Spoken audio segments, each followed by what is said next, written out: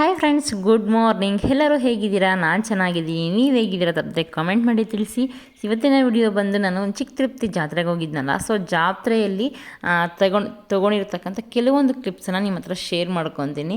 ಅಕಸ್ಮಾತ್ ಯಾರು ಜಾತ್ರೆಗೆ ಹೋಗಿಲ್ಲ ಅಂದರೆ ಸೊ ಅವರು ವಿಡಿಯೋ ನೋಡಲಿ ಮತ್ತು ಖುಷಿಯಾಗಲಿ ಅಂತ ಈ ವಿಡಿಯೋ ಶೇರ್ ಮಾಡ್ಕೊತಿದ್ದೀನಿ ಅಂತಲೇ ಹೇಳ್ಬೋದು.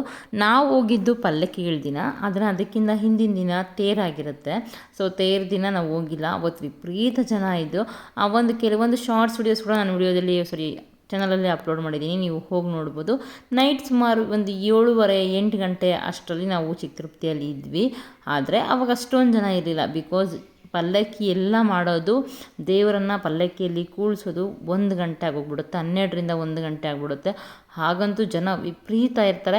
ಈ ಜಾತ್ರೆಯಲ್ಲಿ ವಿಶೇಷ ಏನಪ್ಪ ಅಂದರೆ ಸುಮಾರು ಟ್ಯಾಕ್ಟರ್ಗಳು ಬರುತ್ತೆ. ಎಕ್ಸ್ಪೆಷಲಿ ಪಾನಕ, ನೀರ್ಮಜ್ಜಿಗೆ ಮತ್ತು ಕೋಸಂಬರಿ ಅದೆಲ್ಲ ಬರುತ್ತೆ. ಅಲ್ಲೆಲ್ಲ ತೊಗೊಂಡು ಕುಡಿಯೋದೇ ಒಂಥರ ಖುಷಿ, ಗೊತ್ತಾ? ಅಂದರೆ ಚಿಕ್ಕ ತಿರುಪತಿಯಲ್ಲಿರ್ತಕ್ಕಂಥ ಸುತ್ತಮುತ್ತ ಹಳ್ಳಿಗಳಲ್ಲಿ ಎಷ್ಟು ಹಳ್ಳಿಗಳಿದೆ, ಒಂದು ಹಳ್ಳಿಯಲ್ಲಿ ಮಿನಿಮಮ್ 5ರಿಂದ 10 ಟ್ಯಾಕ್ರಿಗಳು ಈ ಒಂದು ಚಿಕ್ಕ ತಿರುಪತಿ ಜಾತ್ರೆಗೆ ಬರುತ್ತೆ. ಎಸ್ಪೆಷಲಿ ತೇರಿರುತ್ತಲ್ಲ, ಅವತ್ತಂತೂ ವಿಪರೀತ ರಶ್ ಇರ್ತಾರೆ ಜನ ಅಂತನೂ. ನಾನಾ ಹಳ್ಳಿಗಳಿಂದ ಅವತ್ತು ಜಾತ್ರೆ ನೋಡೋದಕ್ಕೆ ಜನ ಬರ್ತಾರೆ. ಎಷ್ಟು ಖುಷಿ ಇರುತ್ತೆ, ಎಷ್ಟು ರಶ್ ಇರುತ್ತೆ ಅಂದರೆ ಹೇಳೋದಕ್ಕೆ ಆಗೋದಿಲ್ಲ, ಅಷ್ಟು ಚೆನ್ನಾಗಿರುತ್ತೆ ಜಾತ್ರೆ. ದೇವಸ್ಥಾನದ ಸುತ್ತಮುತ್ತ ಬೇಕಾದಷ್ಟು ಅಂಗಡಿಗಳಿರುತ್ತೆ. ಜೊತೆಗೆ ಬಂದವ್ರಿಗೆಲ್ಲನೂ ಪ್ರತಿಯೊಬ್ಬರಿಗೂ ಸಹ ಹೊಟ್ಟೆ ತುಂಬ ಊಟ ಮಾಡ್ಕೊಂಡು ಹೋಗ್ಬೋದು ಜಾತ್ರೆಯಲ್ಲಿ. ಯಾಕಂದರೆ ಅಲ್ಲಲ್ಲಿ ಛತ್ರಗಳಿರುತ್ತೆ, ಮತ್ತು ಚೌಟ್ರಿಗಳಿರುತ್ತೆ, ಮತ್ತು ಅಂದರೆ ಈ ಅನ್ನದಾನ ನಡೀತಾ ಇರುತ್ತೆ. ಎಲ್ಲಂದರೆ ಅಲ್ಲಿರುತ್ತೆ. ಚಿಕ್ಕ ತಿರುಪತಿಗೆ ಜಾತ್ರೆಗೆ ಬಂದಿದ್ದೀವಿ ಅಂದರೆ ಯಾರೂ ಹೊಟ್ಟೆ ಹಸ್ಕೊಂಡು ಹೋಗೋದೇ ಇಲ್ಲ. ಸೊ ಅಷ್ಟು ಚೆನ್ನಾಗಿ ಮಾಡ್ತಾರೆ. ನೀವೇನು ನೋಡ್ತಿದ್ದೀರಲ್ವ, ಇದು ದೇವಸ್ಥಾನದ ಮುಂದೆ ಅಂದರೆ ಗರುಡಗಂಬದ ಮುಂದೆ ಪ್ರತಿ ವರ್ಷ ಆ ಪಲ್ಲಕ್ಕಿಗಳನ್ನು ಮಾಡಿದಾಗ ಈ ಥರ ಒಣ ಕೊಬ್ಬರಿ ಚಿಪ್ಪುಗಳಿರುತ್ತಲ್ಲ, ಅಂದರೆ ಕೊಬ್ಬರಿ ಚಿಪ್ಪು, ಸೊ ಆ ಒಂದು ಕೊಬ್ಬರಿ ಚಿಪ್ಪನ್ನು ಈ ಥರ ಸುಡ್ತಾರೆ, ಅಂದರೆ ಬೆಂಕಿಗೆ ಹಾಕ್ತಾರೆ. ಸೊ ಇದು ಇವಾಗ ಸ್ವಲ್ಪ ಕಡಿಮೆ ಇರುತ್ತೆ.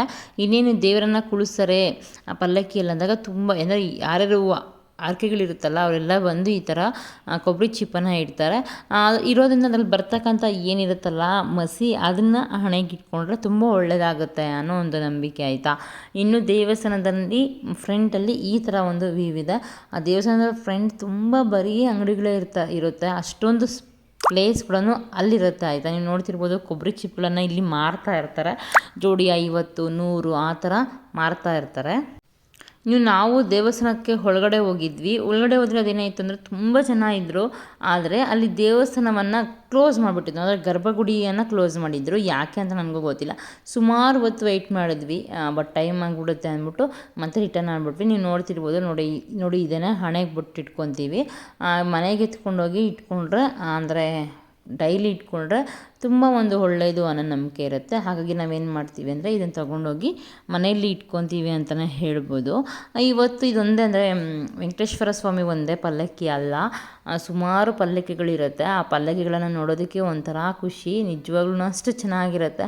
ಒಂದ್ಸಲಿ ನಿಮ್ಮಲ್ಲಿ ಯಾರೋ ಚಿಕ್ಕ ತಿರುಪತಿಗೆ ಹೋಗಿಲ್ಲ ಅಂದರೆ ನಾನು ವಿಡಿಯೋ ನೋಡ್ತಿರೋರು ನಿಯರ್ ಬೈ ಇರೋರಲ್ಲ, ದೂರ ಇರೋರು ಯಾರಾದರೂ ಬಂದು ವಿಡಿಯೋ ನೋಡ್ತಿದ್ರೆ ಖಂಡಿತ ಒಂದ್ಸಲಿ ಚಿಕ್ಕ ತಿರುಪತಿಗೆ ಬಂದು ಹೋಗಿ ಈ ಒಂದು ಹಾಲಿಡೇಸಲ್ಲಿ ಅಂತಲೇ ಹೇಳ್ಬೋದು.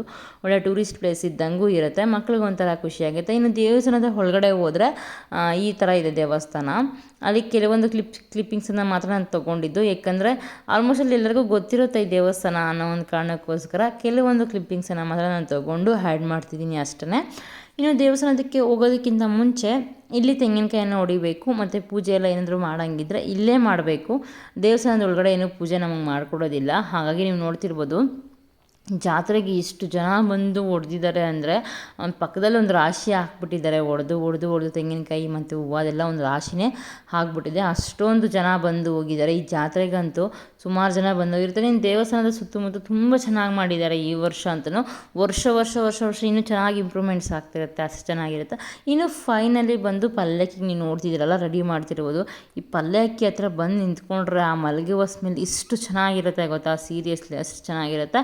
ಇನ್ನು ಇದೊಂದು ಬಂದು ಗೋಪುರ, ಇದು ಹೊಸ್ದಾಗಿ ಕಟ್ಟಿರ್ತಕ್ಕಂಥ, ಸುಮಾರು ಒಂದು 5 ವರ್ಷದಿಂದ ಕಟ್ತಿದ್ದಾರೆ, ಇವಾಗ ಕಂಪ್ಲೀಟ್ ಆಗಿದೆ.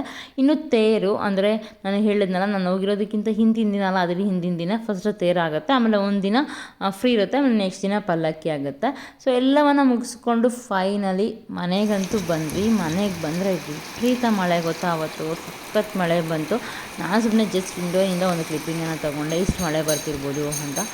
ನೆಕ್ಸ್ಟ್ ಡೇ ಮಾರ್ನಿಂಗು ಚಿಕ್ಕ ತಿರುಪತಿ ಜಾತ್ರೆಯಲ್ಲಿ ಏನೇನು ತಂದ್ವಿ ಅಂದರೆ, ಸೊ ನಮ್ಮ ಇಲ್ಲಿ ಜಾತ್ರೆ ಪ್ರತಿ ವರ್ಷ ಜಾತ್ರೆಯಲ್ಲಿ ಅಥವಾ ಯಾವ ಜಾತ್ರೆಗಾದರೂ ಹೋಗಲಿ ಕಡಲೆಪುರಿ ತಂದೇ ತರ್ತೀವಿ. ಆ ಕಡಲೆಪುರಿನ ಟೀಗೆ ಹಾಕ್ಕೊಂಡು ತಿನ್ನೋದಂದರೆ ನಮ್ಗೆ ತುಂಬ ಇಷ್ಟ. ಇದೇನಪ್ಪ ಇದು ಈ ಥರ ಹ್ಯಾಬಿಟ್ ಅನ್ಕೊಬೋದು, ಬಟ್ ನಮಗೆ ಈ ಥರ ಅಂದ್ರೆ ಇಷ್ಟ.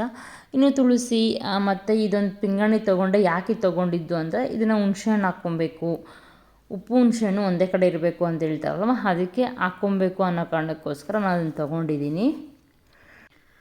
ಇನ್ನು ಕ್ಲಿಪ್ಗಳು ಮತ್ತು ಸ್ಟಿಕ್ಕರ್ಸು ಹೆಣ್ಮಕ್ಳಿದ್ದಾರೆ ಅಂದರೆ ಇದೆಲ್ಲ ಕಾಮನ್ ಆಗಿ ಎಲ್ಲರಿಗೂ ಬೇಕೇ ಬೇಕಾಗುತ್ತೆ. ಕೆಲವೊಂದು ಕ್ಲಿಪ್ಸನ್ನು ಅಂದರೆ ಸ್ಟೋನ್ ಕ್ಲಿಪ್ಸ್ ಇರುತ್ತಲ್ಲ ಅದನ್ನು ತೊಗೊಂಡೆ. ಇದೆಲ್ಲ 120 ರುಪೀಸು 30 ರುಪೀಸು ಅಷ್ಟೇ. ಒಂದು 4 ತೊಗೊಂಡೆ. ಜೊತೆಗೆ ಹೂವು ಕೂಡ ತೊಗೊಂಡೆ, ಬಟ್ ಹೂವು ಸ್ವಲ್ಪ ಮಾತ್ರ ಮುಡ್ಕೊಂಡು ಇನ್ನು ಸ್ವಲ್ಪ ಎತ್ಕೊಬಂದು ಹಾಗೆ ಕಳ್ಸಕ್ಕೆ ಹಾಕ್ಬಿಟ್ಟೆ ಅಂತಲೇ ಹೇಳ್ಬೋದು. ನಾನೇನು ಮುಡ್ಕೊಂಡಿಲ್ಲ. ವಿಡಿಯೋ ಇಷ್ಟ ಹೇಗಿತ್ತು ಅಂತ ಕಮೆಂಟ್ ಮಾಡಿ. ಬಾಯ್, ಟೇಕ್ ಕೇರ್.